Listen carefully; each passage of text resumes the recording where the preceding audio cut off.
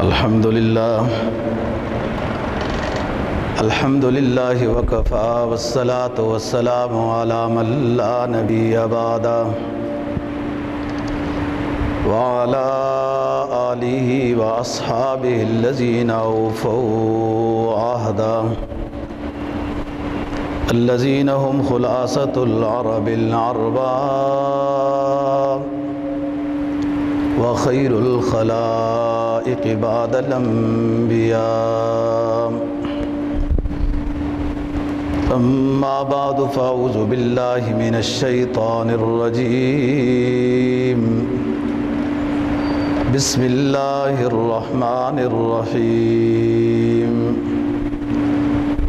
یا بنی اسرائیل اذکروا نعمتی التی انعمت علیکم وَأَوْفُوا بِعَهْدِي أُوفِ بِعَهْدِكُمْ وَإِيَّايَ فَارْهَبُونِ قال النبي صلى الله عليه وسلم إن ذكر الأنبياء عليهم الصلاة والسلام لا إله إلا الله وحده لا شريك له له الملك وله الحمد وهو على كل شيء قدير صدق الله العظيم وصدق رسوله النبي الأمي الكريم ونحن على ذلك لمن الشاهدين والشاكرين والحمد لله رب العالمين۔ پہلے پارے کی ایک آیت کریمہ اور جناب نبی پاک صلی اللہ علیہ وسلم کا ایک ارشاد تلاوت کیا ہے، جس کا مفہوم یہ ہے، اللہ نے خطاب کیا ہے بنی اسرائیل کو کہ اے بنی اسرائیل، میری ان نعمتوں کو یاد کرو جو میں نے تمہارے اوپر کی ہیں۔ وَأَوْفُوا بِعَهْدِي أُوفِ بِعَهْدِكُمْ وَإِيَّايَ فَارْهَبُونِ، اور عہد کو پورا کرو جو تم نے میرے ساتھ کیا ہے، میں اس عہد کو پورا کروں گا جو تمہارے ساتھ کیا ہے۔ وَإِيَّايَ فَارْهَبُونِ، اور خاص میری ہی عبادت کرو، میرے ساتھ کسی کو شریک نہ ٹھہراؤ۔ جناب نبی پاک صلی اللہ علیہ وسلم کے فرمان کا مفہوم یہ ہے، آپ نے فرمایا کہ تمام انبیاء علیہ السلام کا ایک ذکر مشترک رہا ہے، سب نبی یہ ذکر کرتے رہے ہیں اور تم بھی یہ ذکر کیا کرو۔ وہ ذکر یہ ہے، لا الہ الا اللہ وحدہ لا شریک لہ لہ الملک ولہ الحمد وہو علی کل شیء قدیر۔ جس وقت آپ نے یہ ارشاد فرمایا کہ یہ ذکر کیا کرو، اس وقت آپ نے حضرت موسیٰ علیہ السلام کے ایک اللہ کے سامنے جو درخواست کی اس کا ذکر کیا تھا، پھر آخر میں یہ آپ نے ذکر ارشاد فرمایا ہے۔ جناب نبی پاک صلی اللہ علیہ وسلم نے فرمایا کہ حضرت موسیٰ علیہ السلام اللہ سے ہم کلام ہوئے، مشہور حدیث ہے، اور عرض کیا کہ اللہ پاک مجھے کوئی خاص ذکر عطا کر دیں جو میں آپ کو یاد کیا کروں گا۔ اللہ رب العزت نے موسیٰ علیہ السلام کو فرمایا کہ لا الہ الا اللہ، یہ ذکر کیا کرو۔ تو موسیٰ علیہ السلام نے عرض کیا کہ حضرت یہ تو میں کرتا ہوں اور ساری دنیا کرتی ہے یہ ذکر، مجھے کوئی اس سے بہتر خاص ذکر عطا کر دیں۔ تو اللہ رب العزت نے موسیٰ علیہ السلام کو فرمایا کہ اس سے بہتر میرے پاس کوئی ذکر نہیں ہے۔ پھر فرمایا کہ پوری کائنات، زمین و آسمان، جو کچھ بھی کائنات ہے، دونوں عالم کی، وہ ترازو کے ایک پلے میں رکھ دیں اور ترازو کے دوسری سائیڈ میں لا الہ الا اللہ رکھ دیں، تو وہ سائیڈ جس میں لا الہ الا اللہ رکھا گیا وہ بھاری ثابت ہو جائے گا۔ پھر اس کے بعد جناب نے ارشاد فرمایا کہ سب انبیاء علیہ الصلاۃ والسلام کا یہ ذکر رہا ہے، لا الہ الا اللہ وحدہ لا شریک لہ لہ الملک ولہ الحمد وہو علی کل شیء قدیر، لا الہ الا اللہ محمد الرسول اللہ آخری امت کے لیے۔ گزشتہ جمعے پر بات ہو رہی تھی کہ جب موسیٰ علیہ السلام کی قوم نے بات نہیں مانی اور عمالقہ قوم کے خلاف جہاد کے لیے تیار نہیں ہوئے،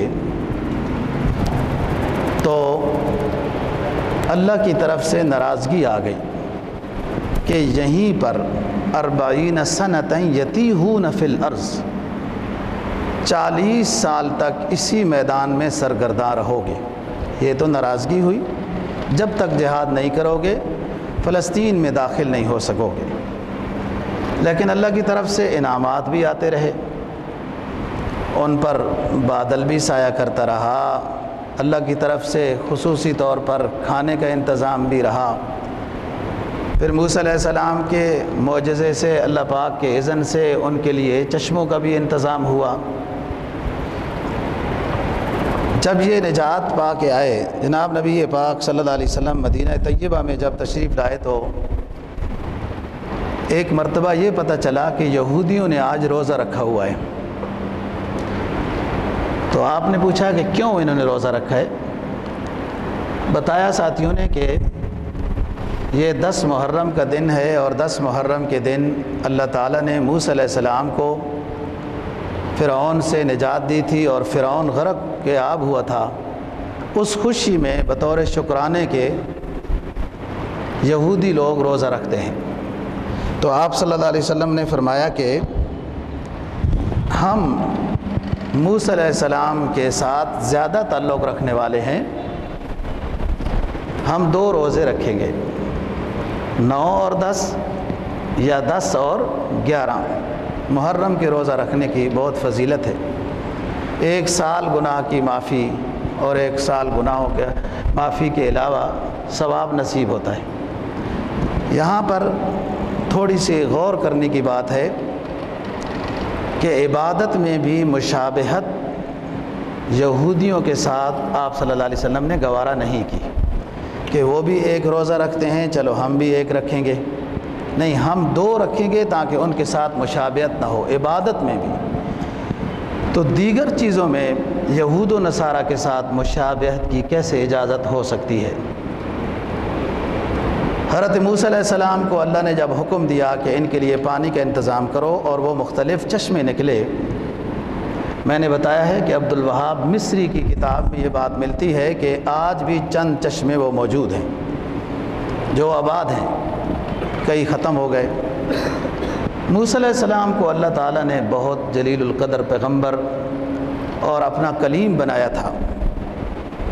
بس اس معجزے سے بہت سارے کام ہوئے، جن میں یہ چشمے بھی 12 نکلے کہ یہ 12 خاندان تھے۔ 1000 چشمہ پھوٹے تیری سنگ راہ سے، خودی میں ڈوب کر پہلے ضرب کلیم پیدا کر۔ ایمان کی دولت جب اونچی ہو تو یہ بعد میں بھی یہ چشمے پتھر سے نکل سکتے ہیں، اور نکلے نبی پاک صلی اللہ علیہ وسلم کے دور میں اور صحابہ کرام رضی اللہ تعالیٰ عنہ کے دور میں۔ سورہ والعادیات ضبحاً فالموریات قدحاً کی آپ تفسیر پڑھیں۔ اللہ نے قسم اٹھائی ان گھوڑوں کی جو تیز بھاگتے ہیں اور گرد اڑتی ہے ان کی، قسم ان گھوڑوں کی جو تیز بھاگتے ہیں، ان کے سم پتھروں پہ لگتے ہیں تو آگ نکلتی ہے، قسم ان گھوڑوں کی جو جہاد کے لیے اتنا تیز بھاگتے ہیں کہ خود گرد آلود ہو جاتے ہیں۔ اسی گھوڑے نے ایک معرکے میں جو صحابہ کرام رضی اللہ تعالیٰ عنہ پریشان تھے کہ پانی نہیں، دعا کر رہے تھے، تو ایک صحابی کا گھوڑا زمین کو کھریدنے لگا اور اللہ پاک نے چشمہ عطا کر دیا پانی کا۔ ایمان ہو تو اللہ کا رشتہ، اللہ کے انسان کا رشتہ اللہ کے بہت قریب ہو جاتا ہے پھر، اور خصوصاً جب نکلا بھی اللہ کے کام کے لیے ہو تو پھر تو مدد یقینی ہے، اور اگر اس میں مدد میں تھوڑی تاخیر ہو تو اس میں بھی پھر سرور ہے۔ اللہ سے دعا مانگ رہا ہے، مدد میں تھوڑی تاخیر ہو رہی ہے، ایمان والا پریشان نہیں ہوتا، وہ اس میں ہی خوش ہے کہ اللہ کی طرف سے یہی بات اللہ کو منظور ہے تو میں اسی پر راضی ہوں۔ جب یہ آباد ہو گئے تو موسیٰ علیہ السلام سے کہنے لگے کہ کوئی کتاب ہونی چاہیے جس کے مطابق ہم زندگی گزاریں۔ اللہ تعالیٰ سے موسیٰ علیہ السلام ہم کلام ہوئے۔ اللہ تعالیٰ نے وعدہ لیا کہ 40 دن تک چلہ کشی کرنی ہوگی، پہلے 30 دن اور پھر 10 دن، پھر اس کے بعد یہ نعمت نصیب ہوگی۔ فرمایا وَوَعَدْنَا مُوسَىٰ 30 لَيْلَةً وَأَتْمَمْنَاهَا بِعَشْرٍ فَتَمَّ مِيقَاتُ رَبِّهِ 40 لَيْلَةً قال موسیٰ لأخیہ ہارون اخلفنی فی قومی وأصلح ولا تتبع سبیل المفسدین۔ اللہ نے وعدہ لیا 40 دن آپ نے ذکر و اذکار میں مصروف رہنا ہے۔ موسیٰ علیہ السلام نے اس بات کو منظور کیا، قبول کیا اور بھائی کو سمجھایا کہ قوم کا خیال رکھنا، یہ کہیں بگڑ نہ جائے۔ حضرت ہارون علیہ السلام 40 دن یہ ذکر و اذکار میں مصروف رہے۔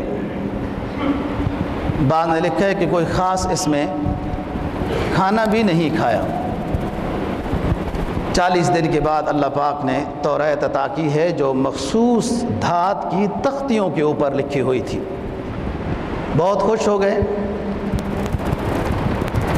جناب نبی پاک صلی اللہ علیہ وسلم کو اللہ پاک نے جب نبوت عطا کی ہے تو آپ الہامی طور پر، آرڈر نہیں تھا، جب 40 سال کی عمر آپ کے قریب ہونے کو آئی تو اس سے چند ماہ پہلے ہی الہامی طور پر غار حرا میں خلوت نشینی اختیار کر لی تھی، اور کئی دن آپ اسی خلوت نشینی میں گزارتے تھے۔ غار حرا کی عجیب خصوصیت ہے کہ جب اس غار میں انسان بیٹھتا ہے تو سامنے بیت اللہ شریف اب بھی نظر آتا ہے، تو اس غار میں بیٹھ کر سامنے بیت اللہ کو رکھ کے اللہ اللہ کرتے تھے۔ یہ الہامی طور پر آپ صلی اللہ علیہ وسلم کو یہ چیز عطا کی گئی، اور پھر اسی میں وحی کی ابتدا ہوئی، اقرأ باسم ربک الذی خلق، جس کو آج کل کے اصطلاح میں جبل نور بھی کہتے ہیں، روشنی والا پہاڑ۔ تو حقیقی روشنی تو تعلیم اسلام ہے۔ حضرت موسیٰ علیہ السلام کو اللہ پاک نے جب توریت عطا کر دی، اس خاص مخصوص دھات کی تختیوں پر لکھی ہوئی، بہت خوش ہو گئے۔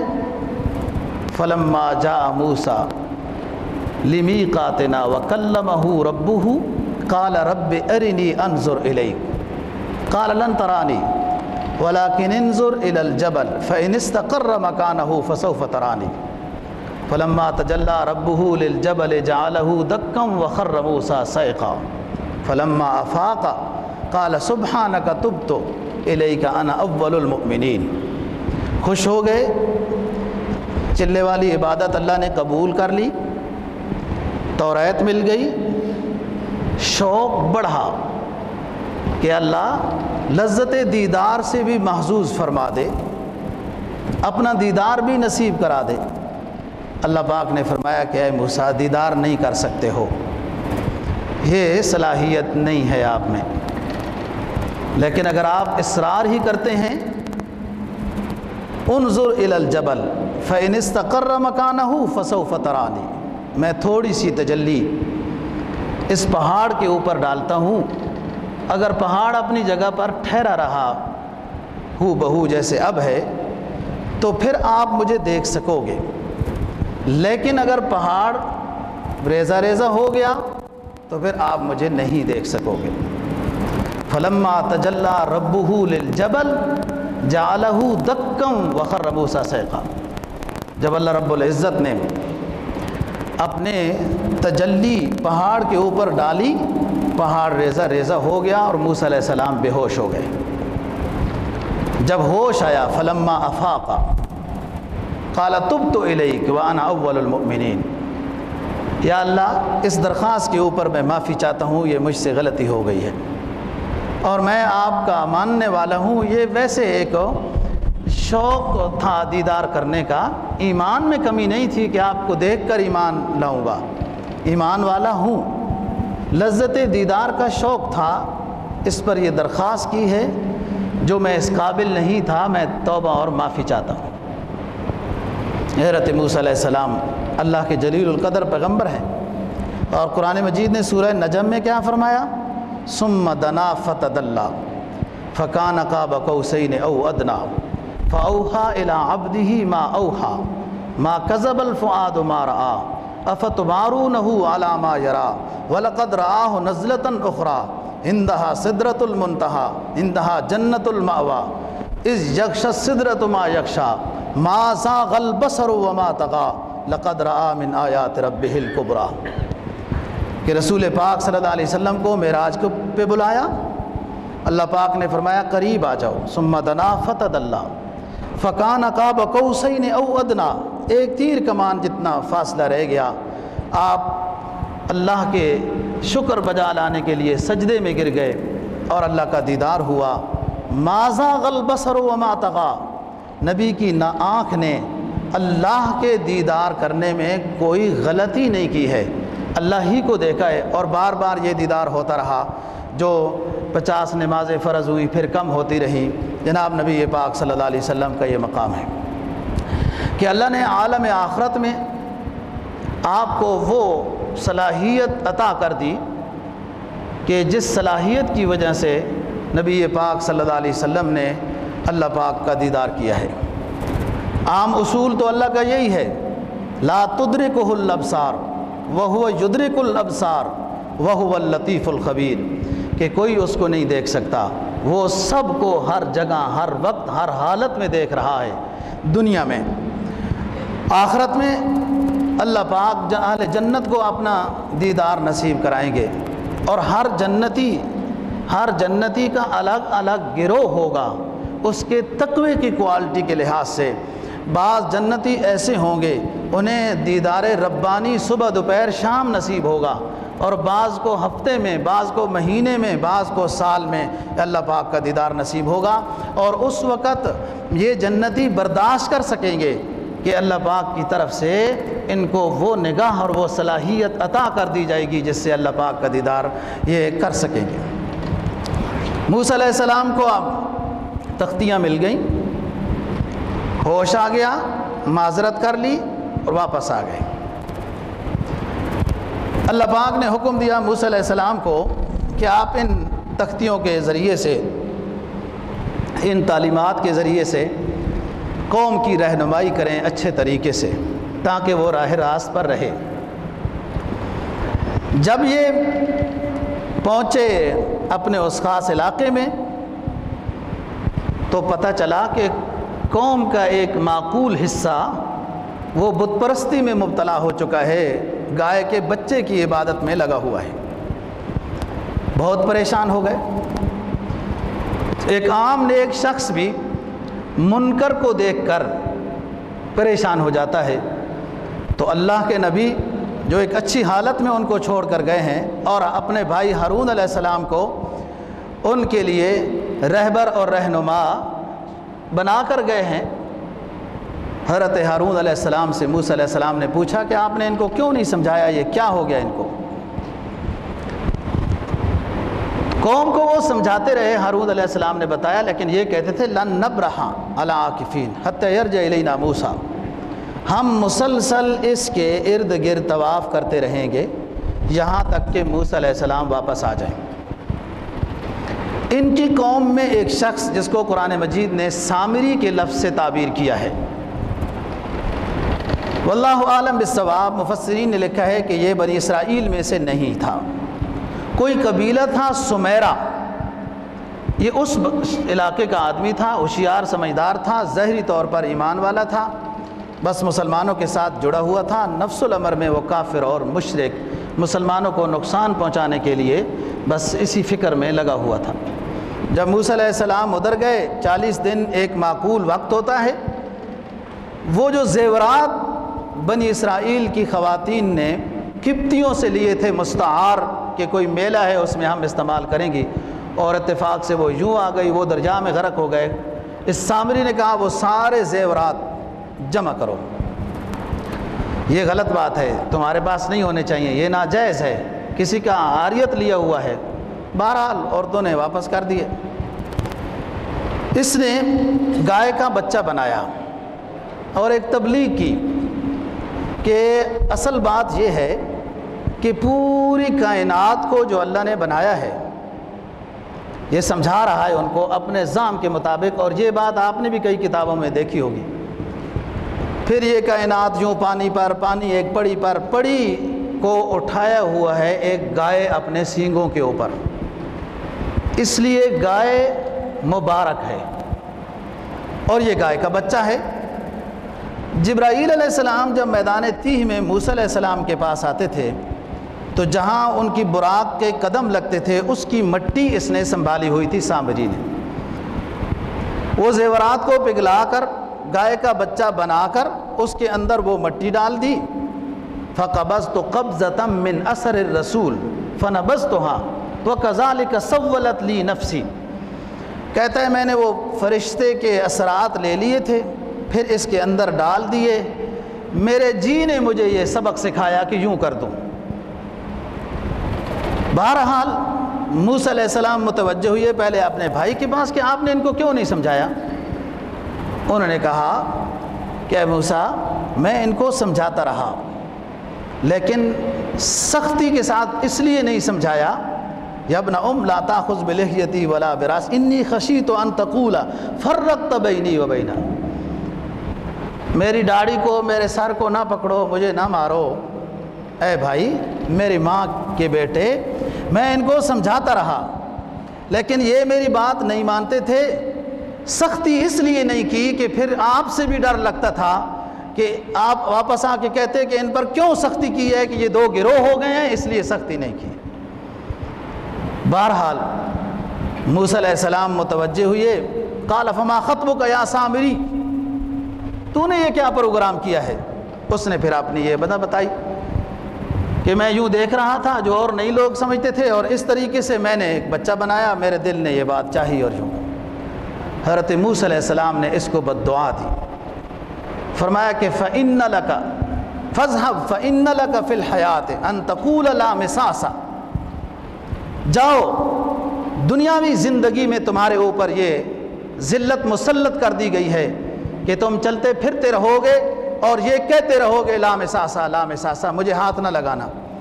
اس کو اگر ہاتھ لگا دیتا کوئی شخص تو اس کو شدید بخار ہو جاتا تھا، سامری کو۔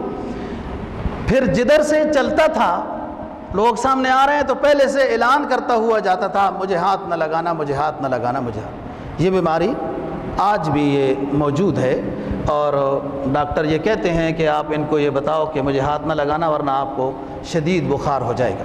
اللہ معاف فرمائے۔ موسیٰ علیہ السلام نے کہا کہ اچھا ادھر لاؤ، لَنُحَرِّقَنَّهُ ثُمَّ لَنَنسِفَنَّهُ فِي الْيَمِّ نَسَفًا۔ لاؤ اس بچڑے کو جس کو تم اپنا معبود سمجھتے رہے ہو، میں اس کا بندوبست کرتا ہوں۔ اس کو جلایا، راگ راگ کر دیا، دریا میں پھینک دیا۔ کہا تمہارا معبود کہاں ہے؟ یہ آگے سے اپنا دفاع بھی نہیں کر سکتا۔ سنو انما الہکم الہم الذی لا الہ الا ہوا وسع کل شیء علما۔ معبود وہی ایک معبود ہے، اسی کا علم وسیع ہے، اس کی ذات و صفات میں کوئی شریک نہیں ہے۔ اب موسیٰ علیہ السلام سامری سے فارغ ہو گئے، چونکہ وہ اللہ کے نبی ہیں، انہیں علم ہو گیا کہ یہ کافر ہے، مشرک ہے، منافق ہے، ظاہری طور پر مسلمان بنا ہوا تھا۔ اس کو یہ بد دعا دے کر چھوڑ دیا، بھائی آخرت میں یہ جہنمی ہے اور دنیا میں اس کے لیے یہ سزا ہے، توبہ نہیں ہے۔ ہارون علیہ السلام کو بھی معاف کر دیا کہ انہوں نے سمجھایا جو انہوں نے اپنی آگے معذرت کی۔ اب اس قوم کی طرف متوجہ ہوئے جو بت پرستی میں سامری کی بات مان کر مصروف ہو گئی اور گائے کے بچے کی عبادت کرنے لگ گئی تھی۔ علماء تفسیر نے لکھا ہے کہ وہ 3000 کے لگ بھگ تھے۔ ان کو سمجھایا کہ تم نے یہ بہت بڑی غلطی کی ہے اور شرک کو ہی تو مٹانے کے لیے میں آیا ہوں۔ اس بت پرست اور مشرک قوم سے تمہیں اللہ نے نجات دی اور پھر وہی شرک کرنے لگ گئے ہو۔ پریشان ہو گئے وہ 3000 جنہوں نے گائے کے بچے کی عبادت کی۔ اور کہنے لگے کہ ہم اللہ سے توبہ کرنا چاہتے ہیں، آپ اللہ سے پوچھ لیں ہم کیسی توبہ کریں، کس طرح توبہ کریں۔ اللہ رب العزت نے وہی بھیجی کہ ان کی توبہ تب قبول ہے جب اپنے آپ کو قتل کر دیں، یہ توبہ ہے ان کی۔ موسیٰ علیہ السلام نے ان کو فرمایا کہ تمہاری توبہ تب قبول ہوگی جب خود اپنے آپ کو قتل کرو یا دوسرے ساتھیوں کو کہو تمہیں قتل کر دیں۔ قرآن مجید نے پہلے پارے میں اس کو بیان فرمایا ہے، فرمایا اذ قال موسیٰ لقومہ یا قوم انکم ظلمتم انفسکم باتخاذکم العجل فتوبوا الی بارئکم فاقتلوا انفسکم ذالکم خیر لکم عند بارئکم فتاب علیکم انہ هو التواب الرحیم۔ بت پرست قوم کی توبہ کا طریقہ نازل ہو گیا۔ اللہ کا کلیم ان 3000 کی طرف متوجہ ہو کر فرما رہا ہے انکم ظلمتم انفسکم باتخاذکم العجل، تم نے اپنی جانوں پہ ظلم کیا کہ ایک گائے کی بچے کی عبادت میں لگ گئے ہو۔ تمہارے پاس میرا بھائی بھی موجود تھا اور میں بھی کچھ عرصے کے بعد واپس آ رہا تھا، لیکن تم بدبخت لوگ ہو کہ ایک زمانے تک تم نے بت پرستوں کو دیکھا ہے، خدا کے شریکوں کو دیکھا ہے تو اسی میں مصروف ہو گئے ہو۔ جب ماحول ایسا ملا بت پرستی میں پروان چڑھے ہو تو انہی کی صحبت کا لے رہے ہو اور اللہ کے کلیم کا اثر نہیں لیتے ہو۔ وہ فریب خوردہ شاہی جو پلا ہو کرگسوں میں، شاہی بڑا اونچا پرندہ ہے، کسی پر حملہ کر کے اس سے کھانا چھینتا نہیں ہے، سب پرندوں سے اونچی پرواز میں رہتا ہے، تازہ شکار کر کے کھاتا ہے اور بسیرا اپنا پہاڑوں پہ بناتا ہے۔ لیکن اتنی اونچی صفت والا یہ مجاہد اسلام، اللہ کے پیغمبر پہ ایمان لانے والا، اللہ کا نیک بندہ بھی اگر ایک زمانے تک بزدلوں میں رہتا ہو تو یہ بھی بزدل بن جاتا ہے۔ کیا کہتا ہے علامہ؟ وہ فریب خوردہ شاہی جو پلا ہو کرگسوں میں۔ دوستو ہم سب یہی ہیں، ہم سب بھی یہی ہیں، اگر شاہین ہیں تو سب ہم یہی ہیں کہ گدوں میں پل رہے ہیں اور بہادری کھو بیٹھے۔ اقبال مرحوم کہتا ہے وہ فریب خوردہ شاہی جو پلا ہو کرگسوں میں، اسے کیا خبر کہ کیا ہے راہ و رسم شہبازی۔ وہ بزدلوں میں رہنے والا اللہ والا بھی، وہ بزدلوں میں رہنے والا امام مسجد بھی، خطیب بھی، بزدلوں میں رہنے والا مسلم بھی، اگر ایک عرصے تک بزدلوں میں رہے گا تو بزدل بن جائے گا۔ اسے کیا خبر کہ میرا مقام کیا ہے، میرا کام کیا ہے۔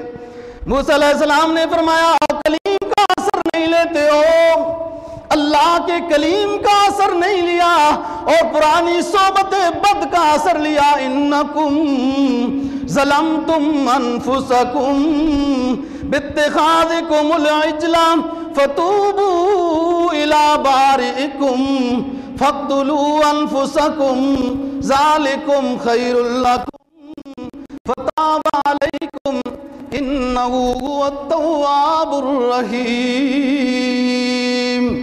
اب تمہاری توبہ کی کوالٹی یہ ہے کہ اپنے آپ کو قتل کرو۔ انہوں نے قتل کیا، یہ اب معاف ہو گیا، آخرت میں جنت ہے، سزا دنیا میں مل گئی۔ جو دوسرے بچے پیچھے وہ بھی لاکھوں میں ہیں۔ اب موسیٰ علیہ السلام فارغ ہو گئے سامری سے، وہ گائے کے بچے کو جلا کر دریا کے حوالے کر کے اس سے، ہارون علیہ السلام سے، ان بت پرستوں کی توبہ سے جب فارغ ہو گئے تو پھر سمجھایا کہ دیکھو اللہ پاک نے مجھے توریت کتاب عطا کی ہے اور اس میں تمہاری ہدایت کے احکام ہیں، یہ سنو اور اس کے مطابق عمل کرو۔ عجیب قوم تھی۔ اور یاد رکھو دوستو، جب اللہ کی طرف سے انعامات زیادہ ہوں تو انسان کو زیادہ فکر مند رہنا چاہیے۔ امتحان بھی پھر اس طرح بڑے اور نازک ہوتے ہیں۔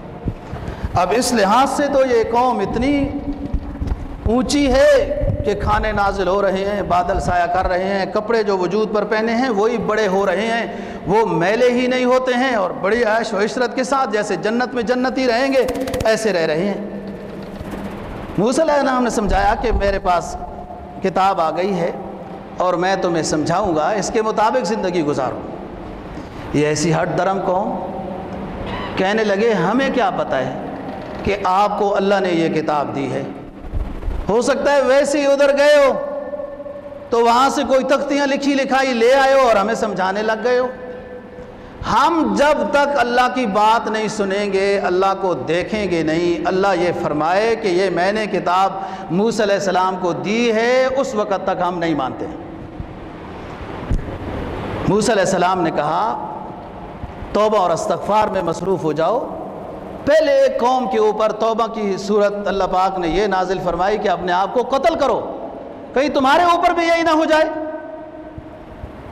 انہوں نے کہا نہیں، ہم تو ایمان کی وجہ سے کہہ رہے ہیں کہ پکا ایمان لائیں گے جب آپ ہمیں اللہ کو دکھا دیں۔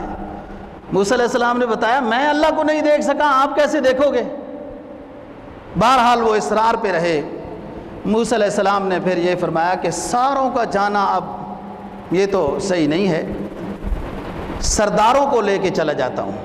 وَاخْتَارَ مُوسَىٰ قَوْمَهُ 70 رَجُلًا لِمِيقَاتِنَا، 70 سرداروں کو موسیٰ علیہ السلام نے کہا میں لے کے جاتا ہوں، یہ وہ سارا منظر دیکھیں گے اور پھر واپس آ کر آپ کو بتائیں گے کہ یہ یوں ہوا ہے۔ یہ چلے گئے۔ اللہ پاک نے کوہ طور پر ایک نورانی بادل بھیجا جس میں اللہ تعالیٰ موسیٰ علیہ السلام سے ہم کلام ہوئے۔ یہ سارے اسی اونودگی میں آ گئے۔ جب نورانی بادل چھٹا، سب ایک دوسرے کو دیکھ کر جب پہچاننے لگے، اپنی پرانی حالت واپس آ گئی، تو کہنے لگے آوازیں تو آئی ہیں لیکن اللہ کو دیکھا تو نہیں ہے، ہم تو نہیں مانتے ہیں۔ موسیٰ علیہ السلام ناراض ہو گئے کہ آپ کیسی بات کرتے ہو، یہ ناممکن ہے۔ کہنے لگے نہیں، اللہ پاک کی طرف متوجہ ہوئے موسیٰ علیہ السلام کہ یہ جو آپ نے مجھے قوم عطا کی ہے، یار آپ یہ اس طرح کے الٹے سیدھے سوال کرتی ہے، اب میں کیا کروں؟ میں تو خود بھی ایک مصیبت میں مبتلا ہو گیا ہوں، یہ اس طرح کے سوالوں کا درخواست کا مجھے خود شرم آتی ہے۔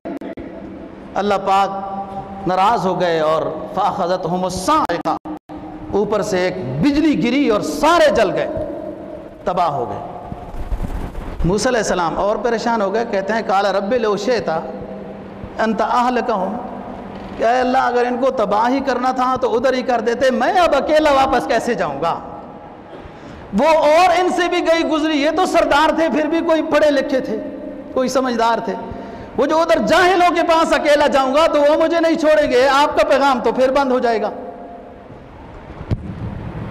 کہنے لگے قالوا لن نؤمن لك حتى نرى الله جهرة فأخذتهم الصاعقة وأنتم تنظرون۔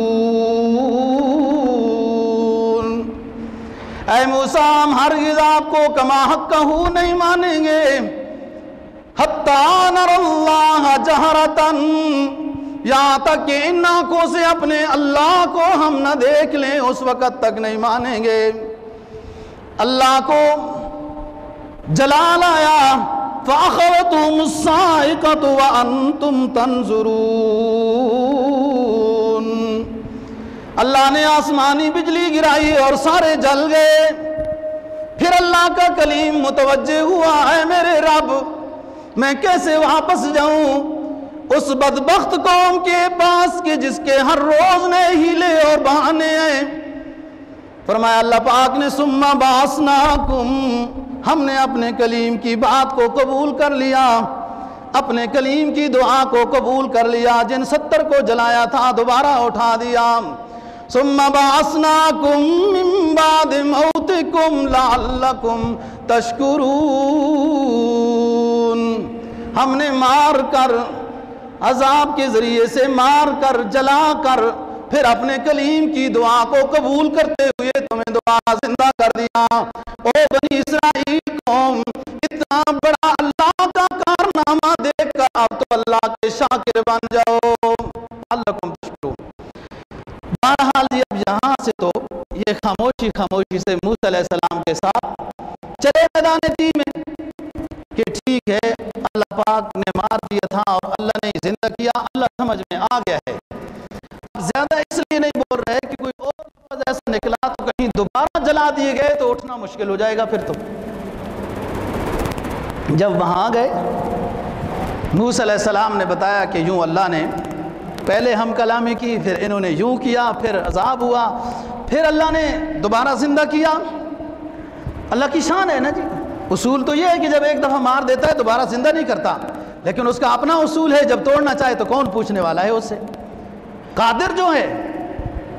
موسیٰ علیہ السلام نے قوم کے سامنے ان 70 کو کھڑا کیا کہ یہ نئی دنیا کے لوگ ہیں، دوبارہ زندہ ہوئے ہیں، معصوم ہیں، ان سے پوچھو کیا ہوا تھا؟ کہنے لگے بعض تو کہ بالکل صحیح بات ہے، جو اچھے تھے، بعض نے تو لکھا ہے ان پر وہ موت بھی نہیں آئی تھی جو اچھے تھے، جو دوسرے تھے وہ کہنے لگے پریشر ڈالا ہے، دیکھا نہیں ہے اللہ کو، انہوں نے پریشر ڈالا ہے ہمارے اوپر کہ یوں کہنا تو پھر ہم چپ کر کے آ گئے، اللہ کو ہم نے دیکھا نہیں ہے، بس پریشر ڈالا ہے اور جس کی وجہ سے ہم آ گئے ہیں یہاں۔ موسیٰ علیہ السلام نے کہا پریشر کی کیا بات ہے، اتنے ساروں کو جلایا اللہ نے، پھر تمہیں زندہ کیا، یہ اللہ کی تو قدرت ہے، اس میں پریشر کی کیا بات ہے؟ بہرحال اللہ پاک کے سامنے پھر ہم کلام ہو گئے موسیٰ علیہ السلام اور دعا میں مصروف ہو گئے، میرے رب آپ کے قبضے میں ہدایت ہے، آپ جسے گمراہ کرے اس کو ایک کلیم نہیں لاکھوں کلیم آ جائیں ان کو ہدایت کوئی نہیں دے سکتا، اور جس کو آپ ہدایت دیں تو پھر وہی ہدایت پر آ سکتا ہے۔ اللہ پاک نے پھر بادل کو بھیجا، پہاڑ کو بھیجا، بادل بھیجا، اس نے پہاڑ کو اٹھایا اور بنی اسرائیلیوں کے سروں کے اوپر جا کے وہ پہاڑ رک گیا، اور اللہ نے حکم دیا پہاڑ سے کہ ہاں بھائی اب مانتے ہو یا نہیں مانتے ہو توریت کو؟ تو کہنے لگے کہ مانتے ہیں۔ فرمایا وَإِذْ أَخَذْنَا مِيثَاقَكُمْ وَرَفَعْنَا فَوْقَكُمُ الطُّورَ خُذُوا مَا آتَيْنَاكُمْ بِقُوَّةٍ وَاذْكُرُوا مَا فِيهِ لَعَلَّكُمْ تَتَّقُونَ۔ وَإِذْ أَخَذْنَا مِيثَاقَكُمْ وَرَفَعْنَا فَوْقَكُمُ الطُّورَ، جس پہاڑ پہ چلا کشی کی اللہ کے کلیم نے، اسی کو اللہ نے اٹھا کے بنی اسرائیلیوں کے سروں پہ لا کھڑا کیا اور آرڈر دیا خُذُوا مَا آتَيْنَاكُمْ بِقُوَّةٍ، جو میں نے کتاب نازل کی اس کو مضبوطی سے پکڑتے ہو یا نہیں، اس کتاب کو مانتے ہو یا نہیں؟ اب بتاؤ، دو ٹوک ملاقات ہے، اب بتاؤ خُذُوا مَا آتَيْنَاكُمْ بِقُوَّةٍ، تو کہنے لگے اب مانتے ہیں میرے رب، تو نظر آ رہا ہے۔ خُذُوا مَا آتَيْنَاكُمْ بِقُوَّةٍ، پھر حکم ہوا وَاذْكُرُوا مَا فِيهِ لَعَلَّكُمْ تَتَّقُونَ، جو اس میں تعلیم ہے اس کے اوپر عمل کرو تو متقی پرہیزگار بن جاؤ گے۔ اب یہ بات ماننے لگ گئے۔ اب یہاں اشکال کی بات کہ اللہ نے زبردستی ان کے اوپر یوں کیا ہے، تو اللہ نے ان کے لیے من و سلوہ بھی تو نازل کیا ہے، اللہ کی شان ہے جیسے کرے، اور زبردستی کافر کے اوپر نہیں ہوتی۔ یاد رکھنا، بہت سارے لوگ جب بحث مباحثہ بات چیت ہوتی ہے نا، یہ کہتے ہیں لا اکراہ فی الدین، لا اکراہ فی الدین، دین میں تو سختی ہے ہی نہیں، یہ مولویوں نے سختی بنائی ہوئی ہے۔ یاد رکھو دوستو، آپ سمجھدار ہیں، پڑھے لکھے ہیں، سختی دین کے معاملے میں کافر کے اوپر نہیں ہے کہ آپ اس کو یہ کہیں کہ پڑھو کلمہ، بہت سعادت ہے کلمہ پڑھنے کی، پڑھو کلمہ، نہیں تو ہم آپ کو گولی مارتے ہیں، یہ اسلام اجازت نہیں دیتا۔ لیکن اگر کوئی بہوشی اسلام میں داخل ہو چکا ہے تو اب اسلام کے سارے احکام اس کے اوپر لاگو ہوں گے اور زبردستی بھی بعض منوائے جائیں گے جو حدود اللہ ہیں، قصاص ہیں وغیرہ۔ کون کہتا ہے کہ ان کو میں مانوں؟ لیکن اللہ کی طرف سے زبردستی کہ جب حد ثابت ہو جائے کہ فلانے نے چوری کی اور ہاتھ کاٹا جائے گا، گناہوں سے گواہوں سے ثابت ہو جائے، تو کوئی بھی حد کو معاف نہیں کر سکتا، حتیٰ کہ جن کی چوری کی ہے وہ لوگ بھی آ کر کہیں کہ ہم نے اس چور کو معاف کیا ہے، یہ سامان بھی معاف کیا ہے، یہ ہمارا اپنا آدمی ہے، اس کو چھوڑ دیں جج صاحب۔ نہیں، جب گواہوں کے ساتھ حد ثابت ہو جائے تو کوئی بھی معاف نہیں کر سکتا۔ یہ زبردستی ہے نا، اور مسلمان پر ہے، تو زبردستی نہیں ہے، کافر پر اسے ترغیب دی جائے گی، اسلام کی روشنی اس کے سامنے لائی جائے گی، فضیلت بتائی جائے گی، اسلام میں یہ خوبیاں ہیں۔ جب وہ خوشی اسلام میں آ گیا پھر اسلام کے سارے احکام اس کے اوپر لاگو ہوں گے، اور بعض جب نہیں وہ مانے گا جو سیاست مدنیہ میں آتے ہیں ان امور میں اس کے اوپر زبردستی بھی کی جائے گی، سختی بھی کی جائے گی۔ تو یہ بات ہے۔ تو وہاں پر ان کے اوپر جو سختی ہوئی، یہ مسلمان ہی تھے اور آئے دن تنگ کر رہے تھے، اور اس طریقے سے پھر وہ رہنے لگ گئے۔ کچھ عرصہ جب رہنے لگ گئے تو سوچتے رہے کہ اب کوئی اور بھی پروگرام کرنا ہے نا۔ بنی اسرائیل انبیاء کی اولاد ہے، لیکن بات یہ ہے کہ پسر نوح با بداں بنشست گمراہ شد۔ اللہ کے پیغمبر کا حقیقی بیٹا جب بروں کی صحبت میں آیا اور ان کی بات مانی تو اللہ نے خاندان نبوت سے اس کو ہٹا دیا۔ بنی اسرائیل یہودی انبیاء علیہ السلام کی اولاد میں سے ہیں، لیکن اگر آسمانی ہدایات سے منحرف ہیں تو ان کے لیے کوئی فضیلت کی بات نہیں ہے۔ کہتے تھے قالت اليہود نحن ابناء اللہ واحباؤ، ہم ایک تو ہیں اللہ والے اور ایک ہیں نبیوں کی اولاد، گویا کہ اللہ کی اولاد میں سے ہیں ہم ہی جنتی ہیں۔ قالوا لن تمسنا النار الا ایاما معدودا، ہرگز ہمیں جہنم میں نہیں ڈالا جائے گا، اگر بالفرض ڈالا بھی جائے گا تو وہ چند دن کوئی تھوڑی بہت جو بے ادبی کی ہے اس میں ڈالا جائے گا، اصل جنت کے مستحق ہم ہی ہیں۔ اللہ انبیاء کی اولاد کو کیسے جہنم میں جلائے گا؟ یہ نظریہ تھا ان کا اپنا خود ساختہ تھا۔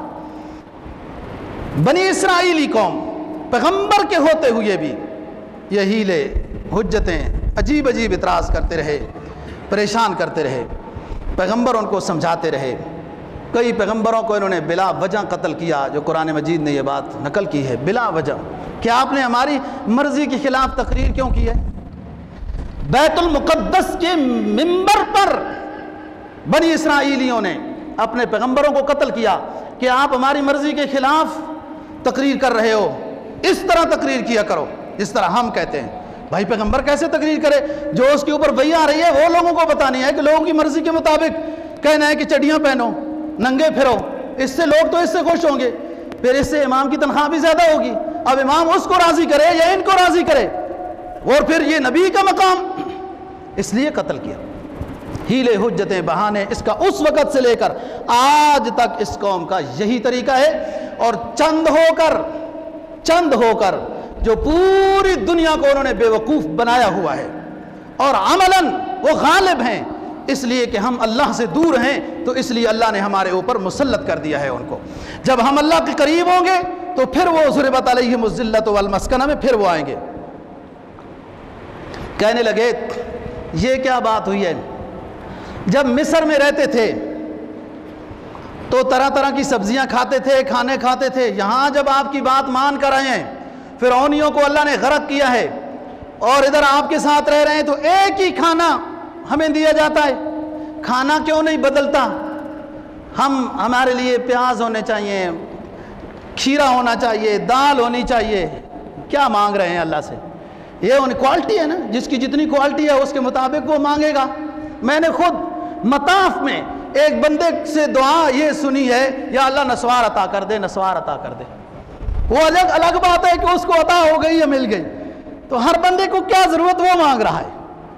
کہنے لگے قالوا لن نصبر على طعام واحد فادع لنا ربك يخرج لنا مما تنبت الارض من بقلها وقثائها وفومها وعدسها وبصلها قال تستبدلون الذي هو ادنى بالذي هو خير اهبطوا مصرا فإن لكم ما سألتم وضربت عليهم الذلة والمسكنة وباءوا بغضب من اللہ. کہنے لگے اے موسیٰ لن نصبر علی طعام واحد، یہ کیسی دعوت ولیمہ ہے، ایک ڈش پہ ہم قناعت نہیں کریں گے. لن نصبر علی طعام واحد، ہمارا گزارا نہیں اس کھانے پر، یہ گھٹیا کھانا ہے، اللہ کے پاس یہ وافر مقدار میں ہے، اس لیے ہر روز ڈھیروں کا ڈھیر دے رہا ہے. حقارت کرنے لگے اللہ کی نعمت کی. فَادْعُ لَنَا رَبَّكَ يُخْرِجْ لَنَا مِمَّا تُنبِتُ الْأَرْضُ مِن بَقْلِهَا وَقِثَّائِهَا وَفُومِهَا وَعَدَسِهَا وَبَصَلِهَا. اے اللہ کے کلیم، آپ ہمارے لیے اللہ سے دالیں مانگیں، ہمارے لیے اللہ سے پیاز مانگیں، کھیرے مانگیں، لہسن مانگیں، ہم تو وہ کھائیں گے جو ادھر سے ہر روز آ رہا ہے، یہ نہیں. اللہ کے کلیم نے کہا او کم ظرف و گھٹیا نسل، اتستبدلون الذی هو ادنی بالذی هو خیر. اگر اس کھانے سے تمہارا جی اکتا گیا تھا تو اس کے خزانوں میں تو کوئی کمی نہیں، اس سے عمدہ کھانے اللہ سے مانگتے تو اللہ وہ دیتا. او بدبختو، اللہ سے لہسن پیاز مانگنے لگ گئے ہو. اے بیتو مصرن، جاؤ اس علاقے میں دفع ہو جاؤ. فَإِنْ اِحْبِتُوا مِصْرًا فَإِنَّ لَكُمْ مَا سَأَلْتُمْ، جو کہہ رہے ہو وہی ملے گا، لیکن 2 بیلوں کے پیچھے چلنا پڑے گا، ان کے گوبر کو اٹھانا پڑے گا، اس میں بیج ڈالنا پڑے گا، پھر اس کو پانی لگانا پڑے گا، پھر اس کے جوان ہونے کا انتظار کرنا پڑے گا. جاؤ اس علاقے میں چلے جاؤ، اللہ کی نعمت کی تم نے قدر نہیں کی، وہ آج سے چھن گئی ہے. اہبطوا مصرا فإن لكم ما سألتم. لیکن سنو، اللہ ناراض ہو گیا تم سے، پیاز تو دے دے گا، لہسن دے دے گا، دال دے دے گا، جو مانگو گے وہ دے دے گا، لیکن وہ ناراض ہو گیا کہ اس کی نعمت کی قدر نہیں کی ہے. ضربت علیہم الذلۃ والمسکنہ، تمہارے اوپر ذلت و مسکنت مار دی گئی ہے. وباؤوا بغضب من اللہ، اللہ کی ناراضگی لے کے لوٹو گے. اب یہ مطالبہ ہو گیا اللہ کی طرف سے، یہ اب اس میں لگ گئے، وہ مصروف ہو گئے. اسی علاقے میں وفات پائی موسیٰ علیہ السلام نے وغیرہ، یہ بات آئے گی. حضرت موسیٰ علیہ السلام نے اللہ کے سامنے ایک دفعہ درخواست کی، اور عجیب درخواست ہے. حضرت موسیٰ علیہ السلام نے اللہ کے سامنے یہ درخواست کی کہ اللہ، آپ نے جو مجھے تختیاں عطا کی ہیں جن کے اوپر احکام لکھے ہوئے ہیں، اس میں میں ایک ایسی امت کا ذکر پاتا ہوں جو امت سب سے افضل ہوگی، امر بالمعروف اور نہی عن المنکر کے کام کرے گی. یا اللہ پاک، میں آپ کا کلیم ہوں، یہ امت مجھے عطا کر دے. اللہ پاک جواب میں فرمائیں گے کہ اے کلیم، یہ آپ کو امت نہیں دوں گا، یہ میرے اپنے آخری حبیب کی امت ہوگی، جو فخر رسول ہوگا، مولا ہادی سبل ہوگا، امام الانبیاء ہوگا، خاتم النبیین ہوگا، یہ اس کو یہ امت عطا کرو. پھر عرض کیا کہ اے رب کلیم، آپ نے جو مجھے تختیاں عطا کی ہیں، اس میں ایک ایسی امت کا ذکر ملتا ہے جو ایک نیکی کرے گی 7 گنا سے 700 گنا تک ان کو ثواب ملے گا. اے میرے رب، اپنے کلیم کو یہ امت عطا کر دے. جواب آیا، اے کلیم، یہ آپ کی امت نہیں، یہ میرے اپنے آخری حبیب لاڈلے پیغمبر کی امت ہوگی، جس کو میں امام الانبیاء بناؤں گا، جس کو خاتم النبیین بناؤں گا، جو رحمت للعالمین ہوگا، اور میدان حشر میں حوض کوثر پہ جام تقسیم کرنے والا شفیع المظلمین ہوگا.